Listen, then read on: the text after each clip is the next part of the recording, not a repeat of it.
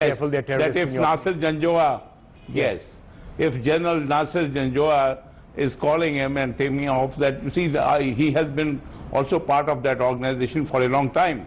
So, like one thing, what I think we should take it also. Sometimes when we try to be clever and we have to our own interpretations, agree that some of it may be absolutely justified. But I think if we just take it on face value, what does it mean? I think it does not, put any harm to anybody. I think, let's say that if the establishment in Pakistan and the political people, pundits in Pakistan, the government in Pakistan, if they are on the one page, and if they think that this menace, the terror menace is, making both India and Pakistan hostage, I think if they have done it, they may be checking that what is your response to it, and whether you also... So you mean, you are saying what is going to be India's response? I mean, let's face it, what's more normal for a Pakistani national security advisor or for the Pakistani state, and certainly for the ISI, is actually to give the terrorists arms, ammunition, give them a nice, have fun, good luck to you sort of cards and push them across. No, that is also the... Don't forget. Don't forget that, I want to add one thing. Don't forget that reality, Jaish-e-Mohammed and many of Taliban groups are not in control of Pakistan. So started, funded, supported, aided, abetted, look, you see, condoned all these years. That's why the skeptical is there. It happens everywhere. It happens everywhere. You fund, support, you support a guy and he overturns you. He becomes your enemy. So it is nothing new. So right now, it is a fact that the Pakistan establishment is not controlling many of these guys, many of Taliban. So I think I would take it on face value that if it is a goodwill gesture, how does India respond to it? I think if I may just intervene and and link it with something else that India is doing, welcoming Pakistani investigators in the Pathankot case, that tells you even more. Then what and a Pakistani security team just today going to Dharamsala. So that's why I'm trying to figure out if there's something radical that's happening out here. No, but for India to agree to welcome Pakistani investigators in the Pathankot case is like accepting arsonists as firefighters. By agreeing to accept a team from Pakistan to come to India to probe the Pathankot attack, India has bought the myth that groups like JEM are independent of the Pakistani state. Let's face it, the JIT that Pakistan has set up, the Joint Investigation Team in the Pathankot case, it has been set up not to bring the Pathankot attack masterminds to justice, but to investigate operational deficiencies in the Pathankot attack in order to ensure that the next attack carried out through proxies does not leave similar telltale signs. Now, for India to welcome heartily Pakistani investigators is a major shift both in thinking and in policy. It also shows that India's Pakistan policy today is unhinged. It's directionless. Okay, let me just get to the politics of that. You're saying it's an unhinged policy right now. Nalin Kohli joining us. Nalin, our signal's not terribly clear, so I don't think we can hear you. We can see you, but we can certainly hear you. Nalin, what does this mean for the Pakistan policy that the government has been following? There was some talk of flip-flop. Was that a ringtone? No, now we can't hear him, or we can't see him. So while we get him back up, let me try and get Abhishek Singhvi. Abhishek, what does all of this say for the government's Pakistan policy? Because look, let's face it, if the NSA has shared genuine intelligence with India to say, look, we're trying to help you avert a terror attack, then that's a radical, it seems to be a radically different to anything that we've been seeing all this time. No, I think there are two facets to it. The first part is the Pakistan angle to it. The second is the government policy angle to it. As far as the Pakistan angle to it is concerned, it would really be a dawn of a new era if you were to jump to a conclusion that because there is this so-called forewarning, Pakistan has now suddenly become cooperative and constructive and supportive in a joint fight against terror. I wish to God that was so, but I would require considerably more corroborative, supportive, continuous evidence to come to that conclusion. One swallow doesn't make a summer. If this is so, you will know within the next few weeks. You will know in the way and manner in which these 2 or 3 heads of these organizations are allowed to roam free, the way and manner in which their prosecutions are conducted, the way and manner in which people are coercively detained. These are all corroborative, supportive angles which suggest that this is genuine. I don't see anything of the sort. Okay, you again, okay, so you're saying it's not genuine. None of the theories you heard till now. No, one second, just 1 second. Just give me half a minute, Vikram. Whatever you have seen till now is nothing but a swallow in the summer, and it could be for any of the reasons you have heard in the program prior. Now the second point is very important. I find the government's policy as zigzag, as confused, as knee-jerk and as ad hoc as possible, as it has been for the last 2 years. Is that what you're about to say in by saying? Yes. As zigzag, as confused, as flip-flopped, as your own policy used to be once upon a time. Well, that you are entitled to say as an anchor. That's not what I am saying, at least. And I'll tell you why it's zigzag. Our Prime Minister never took a sudden detour without consulting his Foreign Minister or the Foreign Policy advisors for a lunch to Lahore, then have hugs in Christmas and now, and then have these attacks. All right. Abhishek, let me get Nalin in. I agree entirely that people who are called as investigators, we've heard you. There's a difference between a person coming for observation teams. As investigators, a very dangerous trend. Okay, fine. I heard you. Let me get Nalin calling in now, and we can see you and we can hear you both now, I'm happy to say. So, Nalin, just wanted to get your sense. Are you seeing whatever's happening right now as a vindication of the Prime Minister's visit to Lahore, or is it too early? This is one warning that has come, and there's still a lot of skepticism, as you can see, as to what this is for. Was it just to send India on a wild goose chase on Shivratri Day? No, I think I would at least not like to look at it from any of these perspectives, because this really can't be a political discussion in a sense that A, it's a source-based information. It's come from neither side, any official source. And second is, I was hearing, at least while coming up here, what Mr. Chilani was saying, what Ambassador K.C. Singh was saying, that these are the aspects that are bound to be discussed. So with regard to it, in the normal sense, if it is true or not, I can't say, but nevertheless, in the normal sense, you would expect countries to work on terrorism. This shouldn't be something out of the blue. But for India and Pakistan to work together on terrorism is... That's what... I mean, I think Brahma was using the example of a arsonist being called in as... And the second part, as I said, that is what you'd normally say. Second is, as was being pointed out, there would be the obvious skepticism given the history that we have and the issues that are there. So I think where I would like to leave it is that with the Indo-Pak issue, it's a complex, it's a situation that merits effort, but always we tend to look at the outcome immediately, and we, I think, have a microscopic vision. So we should stop. At the end of the day, what will matter is only progress in real terms. So for us, it is Pathankot, and the other thing before that would be progress in real terms. Let me ask you, Casey, saying in case this is a genuine change of heart in Pakistan, what are the next 1 or 2 steps that you think we should be seeing? And if it's not a genuine change of heart, then what?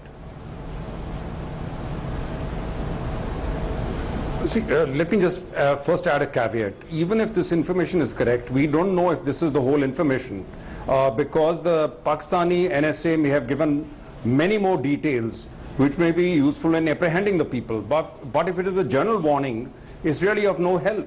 It's like finding a needle in a haystack.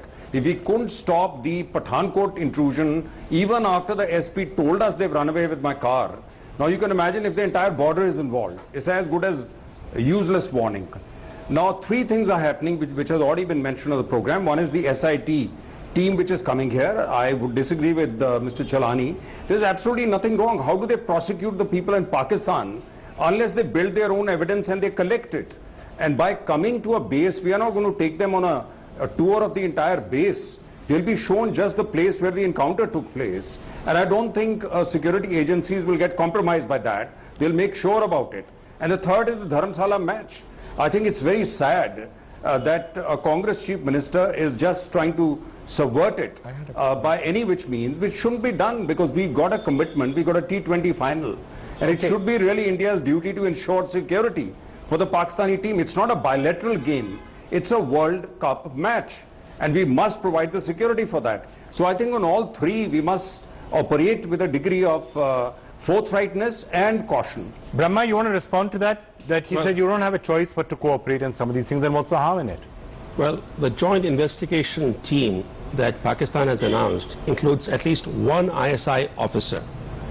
Now, to get that agency's man here, the agency that is sponsoring and fomenting terrorism in India, and expect them to actually investigate the Pathankot attack and bring the culprits, the masterminds to justice, is expecting something that is unattainable. But I think the most important point, Vikram, is that there's a US element to this whole affair. Mr. Modi did not show up in Lahore without any US support. Right now, the diplomatic priority of the Modi government is to arrange the Modi-Sharif meeting in Washington, D.C.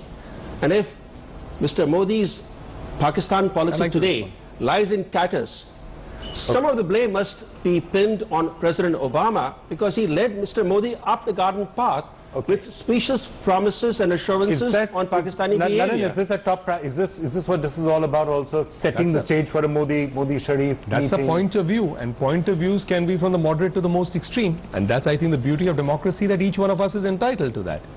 But in the larger perspective, I'd go one by one. First of all, I think it really needn't be something very big at multilateral events. Prime ministers, foreign ministers, NSAs, other officials are going to bump into each other. You can't have a situation, at least not in my understanding, that you're going to make it an attempt to stay away.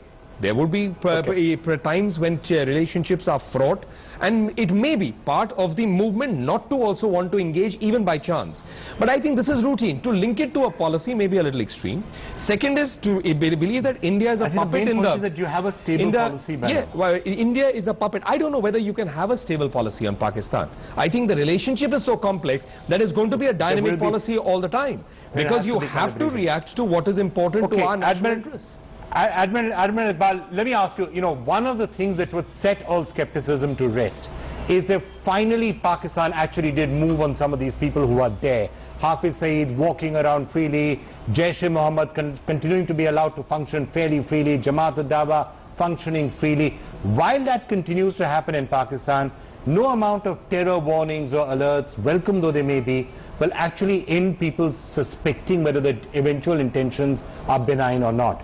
So any hope that you can hold out that some eventually actions will be taken there? Look, you see, I would have a, look at differently. If action is to be taken against Hafiz Saeed, LET, Jaish-e-Mohammed, then the Pakistan's own case has to be built up. The problem is that, yes, the point K.C. Singh is making, that because no matter how genuine is your information, as long as it carries the Indian label, it is not palatable here. So you must understand that Sharif is paying the price, and he will pay a greater price of this gesture. And I can assure you, unless the people, but it does one thing. It definitely brings people together or nearer.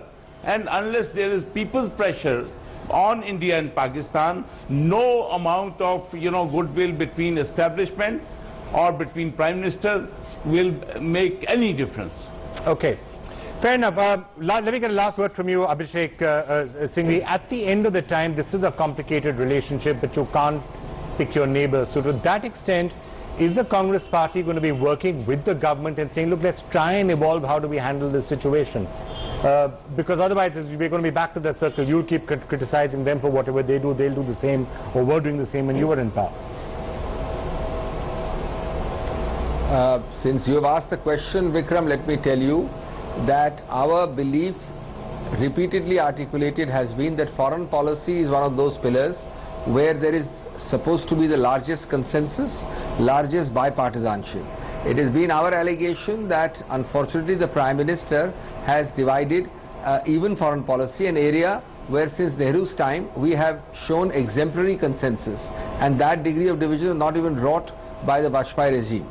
Having said that, let me tell you that Indo-Pak relations have been furthered the maximum during several bouts of Congress rule. So there is no question but that we would want it. I would agree 100% with the basic point made just now by the gentleman from Pakistan, that in the ultimate analysis, people's pressure, people's power, people's perception and people's general initiatives are the single biggest thing. As far as the But Congress at the end of the day, the fact of the matter so long is, as so long as we have participation, involvement through the from the government to our side, and no sudden, knee-jerk zigzags, we are fully supportive. But we have to be let me get quick words from everybody. We are learning of the initiatives well after they are done, the so-called initiatives. Okay, people's participation and all that is very well, but I would put it to you, Nalin, also. At the end of the day, while there are terror attacks, any further terror attacks that may or may not take place, and while the perpetrators of earlier terror attacks are allowed to go scot-free, at the end of the day, there is going to be deep, deep skepticism about anything to do with Pakistan. And why shouldn't there be? Why shouldn't there not be? I mean, after all, I said it. This is the historical legacy that we have to carry, and congratulations that we have the full credit, Dr. Singhvi is eloquently taking. So about the Pakistan policy. So therefore, in any case, I think that's a reality. We should accept it. Anything, we have to make our attempts. But I don't think we need to raise our hopes so far, nor should we look at it from an extreme point of view that we are puppets in this, that we are being forced to do it under any pressure. Okay, fine. What would you do, Brahma? At the end of the day, they're going to continue to be our neighbor, whether we like it or not. Well, first, our policy needs to be tethered to reality. The harsh reality is that we seek their assistance as regards one attack, for example, Pathankot, which was carried out by the JEM. They unleashed the LET to carry out an attack in Pampore. We asked for action against Azhar. They unleashed Hafiz Saeed, who then carried, who actually has a public rally in Islamabad and threatens India with more Pathankots. So we are facing this problem that we seek assistance for the last attack, and while we are focused on the last attack, new attacks happen. So from Pathankot we have had Mazar-e-Sharif, then Pampore, now Jalalabad. So the question is, where do we focus our attention on? Which attack? Because in this case, they might have, in this case, potentially, there may have been an attack that's been averted. We don't know the full details right now. We don't know what happened. We don't know whether it was actionable intelligence or not, but it's possible. Anything on a religious place of worship would, I think, create a situation that will be very, very difficult to understand. And by the way, that might well be what would have happened today on Maharashtra. We have to pray that, we do not have a situation. Our forces are constantly working. Last thought on that point to you. If this attack had, in fact, what the Pakistani NSA seems to have warned about, would have been a particularly horrific attack if God forbid, it had actually gone through. An attack on Mahashivratri, possibly on a religious shrine or religious place. It would have been a terrible attack. Not that any terror attack isn't a terror attack, isn't a terrible attack, but this would have been particularly horrific, as Nalin was saying.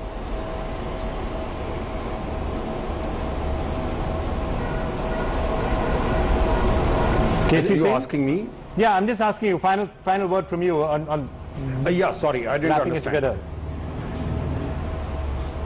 I think, Vikram, the taste of the pie shall be in the eating. If indeed Pakistan has given us genuine information, which obviously will be more detailed than we have seen in the public, and we can apprehend these people and they turn out to be from the Lashkar-e-Taiba, that would be a defining act, because that would send a signal to the LET leadership that Pakistan government is beginning to play ball with India. But if we can't catch anyone, then it's as good as a kite in the Lahore skies.